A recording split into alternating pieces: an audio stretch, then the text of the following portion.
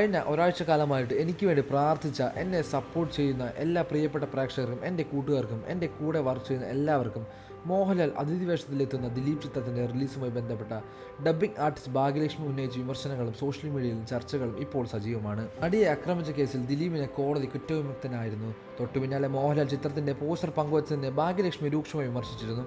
വിധി വന്ന ദിവസം തന്നെ ഇത്തരമൊരു പോസ്റ്റർ താരം പങ്കുവച്ചതായിരുന്നു. അങ്ങനെ അദ്ദേഹത്തിന് ഇത് സാധിച്ചു എന്നും അദ്ദേഹം ഒരു നിമിഷം പോലും ആലോചിച്ചില്ല എന്നുമൊക്കെ ഭാഗ്യലക്ഷ്മി ഉന്നയിച്ച വിമർശനങ്ങൾ ഉൾപ്പെടുന്നു. ഇത് കേവലം സിനിമയുടെ കാര്യമല്ല, ധാർമ്മികതയും പ്രശ്നമാണ്. ഇത്രയും സ്വാധീനമുള്ള ഒരാൾ ഇത്തരത്തിൽ പെരുമാറുന്നത് അതിജീവിതയ്ക്കും സമൂഹത്തിനും എന്ത് സന്ദേശമാണ് നൽകുന്നതെന്നും അവർ തുറന്ന് സംസാരിക്കുന്നു. ദിലീപ് സൃഷ്ടിച്ച സാമ്പത്തികത്തിൻ്റെ ഭാഗമായാണ് ഇത്തരം പിന്തുണകൾ ഉണ്ടാകുന്നതെന്നും അവർ ആരോപിച്ചു. എന്നാൽ ഇതിനോട് ദിലീപ് നേരിട്ട് ഭാഗ്യലക്ഷ്മി മറുപടി നൽകിയതായി റിപ്പോർട്ടുകളില്ലെങ്കിലും അദ്ദേഹത്തിനെ അനുകൂലിക്കുന്നവരുടെ സിനിമകൾ അണിയറ പ്രവർത്തകരും ചില കാര്യങ്ങൾ വ്യക്തമാക്കുന്നുണ്ട്. കോടതി കുറ്റവിമുക്തനാക്കിയ ഒരാളെ വീണ്ടും ക്രൂശിക്കുന്നത് ശരിയല്ല എന്നും ആണ് ദിലീപിൻ്റെ അനുകൂലികളുടെ വാദം. അതോടൊപ്പം തന്നെ ഇത് ദിലീപിൻ്റെ തിരിച്ചുവരവാണെന്നും ഈ സിനിമയെ ചിലർ കാണുമ്പോൾ അതിജീവിതയോടുള്ള അനാദാരവാണെന്നും ഭാഗ്യലക്ഷ്മിയെ പോലുള്ളവർ വാദിക്കുകയും ചെയ്യുന്നുണ്ട്. നിങ്ങൾ സിനിമ കണ്ടവരാണെങ്കിൽ നിങ്ങളുടെ അഭിപ്രായങ്ങൾ മടിക്കാതെ കമൻറ്റ് ചെയ്യുക.